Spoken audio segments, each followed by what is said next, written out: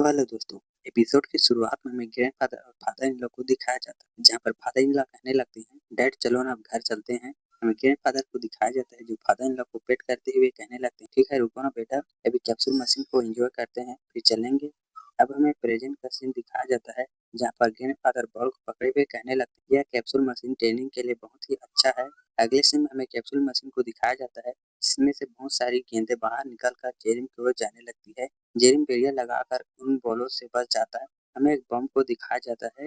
हेयोन चिल्लाते हुए जेरिम से कहने लगता है, जेरिम अपने शूज का इस्तेमाल करो।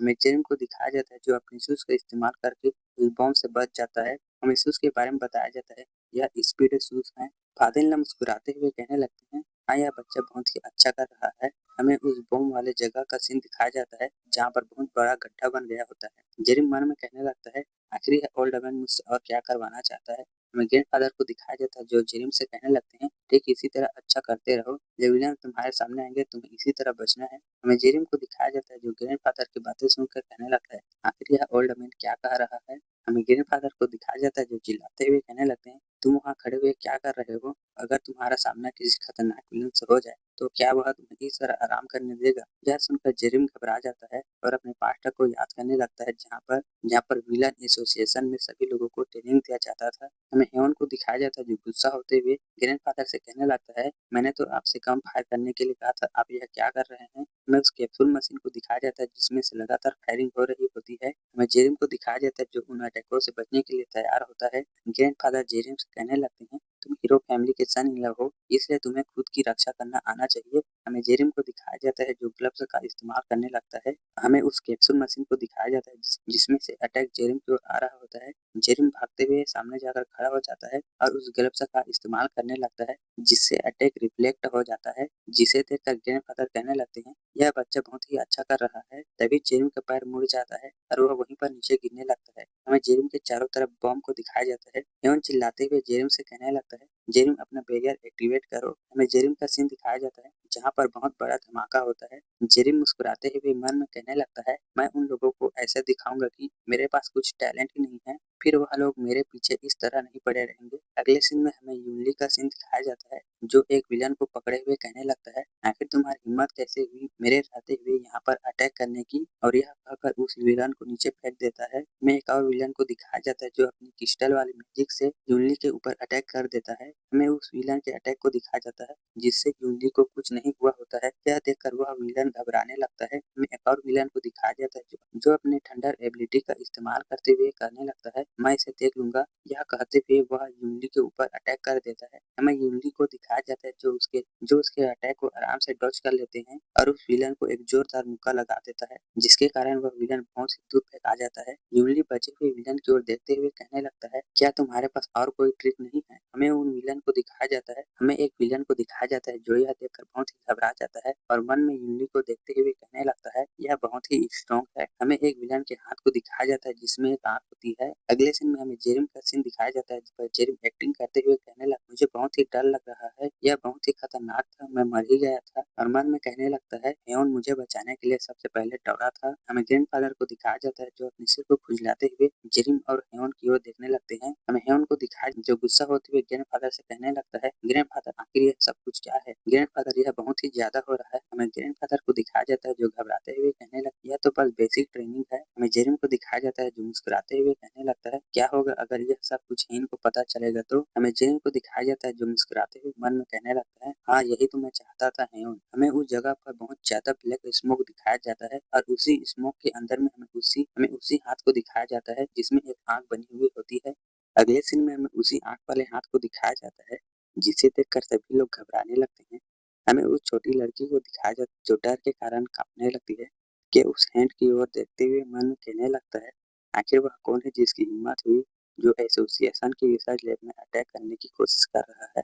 हमें उस लेडी साइंटिस्ट को दिखाया जाता है जो कॉल करते हुए कहने लगती है, यहाँ पर एक इमरजेंसी आ गई है, मुझे सपोर्ट की जरूरत है। तभी उसका कम्युनिकेशन डिवाइस ब्लास्ट हो जाता है।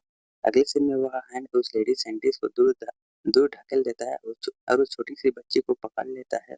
हमें उस छोटी लड़की को दिखाया जाता है जो चिल्लाते हुए कहने लगती है, छोड़ो मुझे छोड़ो। मिक्की को दिखाया जाता है जो यह सब कुछ देख रहा होता है और मन में कहने लगता है, यह मेरा मिशन नहीं है, मुझे कुछ नहीं करना चाहिए। हमें उस हैंड को दिखाया जाता है जो उस छोटी लड़की को पूरी तरह से पकड़ लिया होता है। के नीचे देखते हुए कहने लगता है, यह मेरे काम की बात नहीं है, इसलिए मुझे ध्यान नहीं देना चाहिए। अगले सीन में के नीचे जंप लगाते हुए कहने लगता है, लेकिन मैं इस बात के तह तक जाने के लिए यह सब कुछ कर रहा हूँ।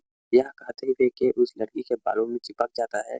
हमें उस बच्ची को दिखाया जाता है जो रोते हुए कहने लगती है, प्लीज मुझे जाने दो। जब वह छोटी बच्ची आँख खोलती है तो वह अपने सामने एग्जामिनर और उन अटैकरों को देख लेती है। हमें उस अटैकर को दिखाया जाता है जो कहने लगता है, यूनली गुस्सा होते हुए कहने लगता है, आखिर तुम लोगों की हिम्मत कैसे एक छोटी बच्ची को हॉस्टेज बनाने की। तभी कोई यूनली के ऊपर अटैक कर देता है। हमें दिखाया जाता है यह अटैकर में से एक लड़की होती है जो अटैक करते हुए कहने लगती है, तुम यहीं पर मर जाओ। हमें यूनली को दिखाया जाता है जो उस अटैक को देखते हुए कहने लगता है, आखिर यह कौन सी स्किल है, और उन सभी अटैकरों के एबिलिटी के बारे में सोचने लगता है, जिसमें से एक थंडर यूज करने वाला है, और उस हैंड वाले को भी सोचने लगता है।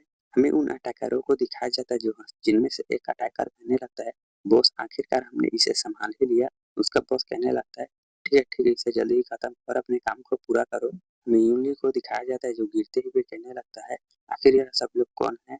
अगले सीन में वह लेडी अटैकर यूनली के पास जाते हुए कहने लगती है, ठीक है मैं तुम्हें यहीं पर खत्म कर देती हूँ।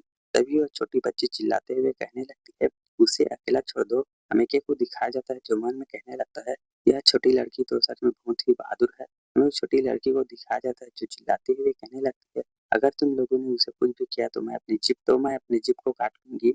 हमें उस लेडी को दिखाया जाता है जो छोटी लड़की के पास जाते हुए कहने लगती है, तुम में तो बहुत ही हिम्मत है जो जो तुम हमसे जुबान लड़ा रही हो। मेके को दिखाया जाता है जो छोटी लड़की के पीछे छिपा हुआ रहता है और जेरिम की बात को याद करते हुए कहने लगता है, मुझे एक बार बॉस ने इस बियॉन्ड चर्च के बारे में बताया था।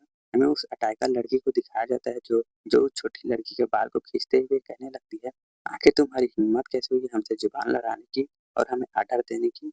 हमें उस छोटी लड़की को दिखाया जाता है जिसने अपनी आंखों को बंद कर लिया होता है।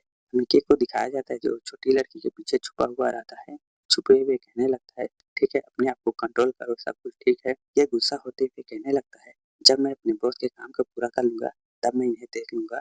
हमें उस अटैकर लड़की को दिखाया जाता है जो अपने साथी को देखते हुए कहने लगती है, आखिर तुम अपनी एबिलिटी को कितनी देर तक चालू रख सकते हो। हमें उस हैंड वाले आदमी को दिखाया जाता है जो कहने लगता है, मैं इसे ज्यादा देर तक संभाल नहीं सकता, और ऊपर की ओर इशारा करते हुए कहने लगता है, अब एसोसिएशन के हीरोज आने वाले हैं, हमें जल्द ही अपना काम पूरा करके यहाँ से जाना होगा। हमें ऊपर की ओर हीरोज को दिखाया जाता है जो आने लगते हैं। हमें अटैकर के बॉस को दिखाया जाता है जो कहने लगता है, ठीक है अपना काम पूरा करो और यहाँ से जल्द ही निकलो। तभी वहाँ पर हेवन अपने बैटल मोड में आ जाता है और उन सभी से कहने लगता है, आखिर तुम लोग यहाँ क्या कर रहे हो। हमें यूनली को दिखाया जाता है जो नीचे पड़े हुए कहने लगता है, रिसर्च डायरेक्टर यहाँ पर आ गए हैं। हमें हेवन को दिखाया जाता है जो गुस्सा होते हुए कहने लगता है, आखिर तुम लोगों की हिम्मत कैसे हुई यहाँ आकर मुसीबत खड़ा करने की। यह कहते हुए उन अटैकरों की ओर अटैक कर देता है। हमें उस अटैकर के बॉस को दिखाया जाता है जो स्मेल करते हुए सामने की ओर जाने लगता है और उन सभी से कहने लगता है, ठीक है तुम लोग यहाँ से जाओ मैं इसे संभाल लूंगा। यह कहकर वह उन सभी अटैकों को रोकने लगता है।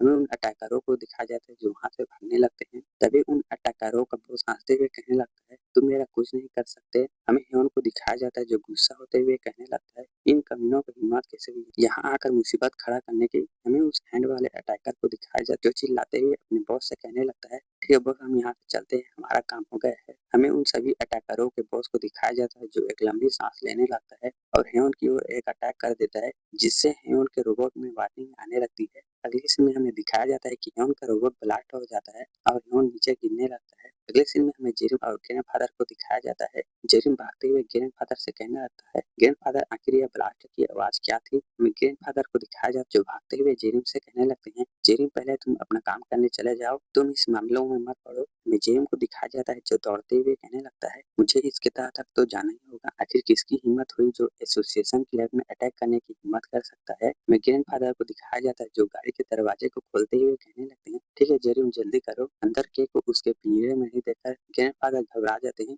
और कहने लगते हैं, आखिर एलेक्जेंडर कहाँ गया। यह देखकर जेरिम के पसीने छूटने लगते हैं। फिर ग्रैंडफादर गुस्सा होते हुए कहने लगते हैं, यह जरूर उन अटैकरों ने ही किया होगा, आखिर उनकी हिम्मत कैसे हुई एलेक्जेंडर को किडनैप करने की। हमें जेरिम को दिखाया जाता है जो अपने सिर को खुजलाते हुए कहने लगता है, ठीक है के पकड़ा नहीं गया। मेके को दिखाया जाता है जो छोटी लड़की के बालों में छुपा हुआ होता है।